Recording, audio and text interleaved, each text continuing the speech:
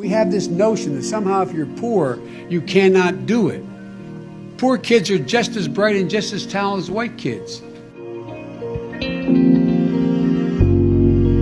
I mean, you got the first sort of mainstream African American who is articulate and bright and clean and a nice-looking guy.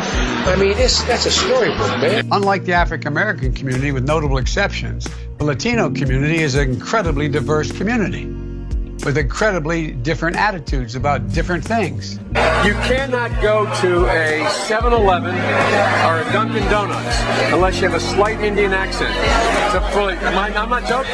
It's a long way until November. We got more questions. You got more questions, but I tell you, if you have a problem figuring out whether you're for me or Trump, and you ain't black. It's an indicator of taking black people for granted.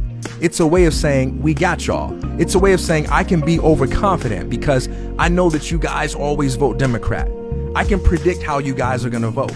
And I know that you guys have already bought into the narrative that Trump is racist, right? So as long as I'm not Trump, I can do whatever I want to do. I can say whatever I want to say, and I don't have to worry about you and any of your concerns and being intelligent enough to speak to your concerns intelligently. Now, you don't know my state. My state was a slave state. My state is a border state. He's going to let the big banks once again write their own rules. Unchain Wall Street.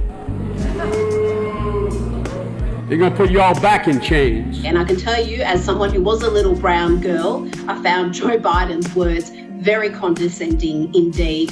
And I think a lot of other brown girls would have felt the same way. I think the two-party system, although my Democratic colleagues don't like me saying this, I think the two-party system is good for the South and good for the Negro, good for the black in the South.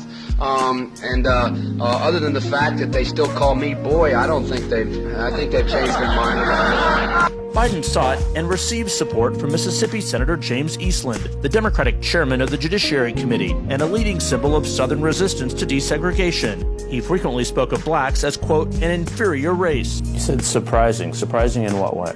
Well, the fact that he would solicit the support of staunch segregationists, James Eastland as well as Jesse Helms. In terms of foreclosures, in terms of bad loans that were these Shylocks who took advantage. Specifically, have you taken a cognitive No, test? I haven't taken a test. Before you got in this program, you take a test where you're taking cocaine or not? What do you think, huh? Are you a junkie? What do you say to President Trump, who... Why in this nation do black Americans wake up knowing that they could lose their life in the course of just living their life? They gotta know we're listening. Now is the time for racial justice.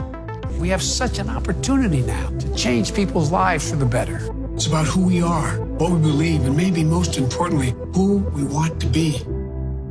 When I marched in the Civil Rights Movement, I did not march with a 12-point program. I marched with tens of thousands of others to change attitudes. I was involved, but I was not out marching. I was not down in Selma. I was not anywhere else.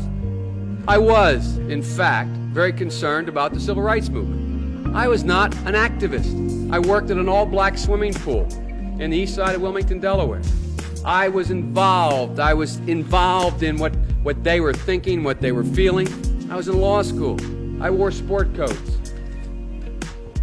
I was not part of that. I'm serious. I'm not big on flak jackets and tie-dye shirts and, that's not me. More than once, advisors had gently reminded Mr. Biden of the problem with this formulation. He had not actually marched during the Civil Rights Movement, and more than once, Mr. Biden assured them that he understood and kept telling the story anyway. That is really, really weird. Now, his aides went back to say, look, he was in office marching for the idea of civil rights, but was not actually marching in the streets. But that would not fly as much. That he was supporting civil rights. But I'm saying that in today's that's not what the word marching means. Twitter, okay. I know, you're just telling what they said. Right, but in the age of Twitter today, Instagram, there would be pictures of him not marching. So you cannot get away with that in this moment. So that's his big challenge. This day, 30 years ago, Nelson Mandela walked out of prison and entered into discussions about apartheid. I had the great honor of meeting him. I had the great honor of being arrested with our UN ambassador on the streets of Soweto trying to get to see him on Robbins Island. I do want to ask you about one thing that you've said repeatedly on the trail. I think it's 3 times now. You said that during a visit to South Africa, to visit Nelson Mandela, which I know was a very memorable visit for you, that you were arrested when you were there. Your campaign has come out since and said, no, you were separated from other people at the airport, but you did say arrest 3 times. Why? Well, what I meant to say was, I was not able to move. I guess I wasn't arrested, I was stopped. I was not able to move where I wanted to go. I was a kid from suburbia. I lived out in Mayfield in a split-level home, but I didn't know any black people. No, I really didn't. You didn't know any white people either. That's the truth. And I was the only white employee here. And Corn Pop was a bad dude. And he ran a bunch of bad boys. And so he was up on the board, wouldn't listen to me. I said, hey, Esther, you, off the board, or I'll come up and drag you off. Well, he came off, and he said, I'll be waiting for you. He was waiting for 3 guys in straight razors. Not a joke. There's a guy named Bill Wright, Mouse, the only white guy, and he did all the pulls. He was the mechanic, and he cut off a 6-foot length of chain. He folded up, he said, you walk out with that chain. And you walk to the car and say, you may cut me, man, but I'm going to wrap this chain around your head. So I walked out with the chain. I said, first of all, I said, when I tell you get off the board, you get off the board, and I'll kick you out again, but I shouldn't have called you, Esther Williams. I apologize for that. I apologize, but I didn't know that apology was going to work. He said, you apologize to me? I said, I apologize for that, not for throwing you out, but I apologize for what I said. He said, okay, closed the straight razor, and my heart began to beat again. So I learned about roaches. President, in talking about the continuing recession tonight, you have blamed mistakes of the past, and you blamed the Congress. Does any of the blame belong to you? Yes, because for many years I was a Democrat. You know, someone very profoundly once said, many years ago, that if fascism ever comes to America, it'll come in the name of liberalism.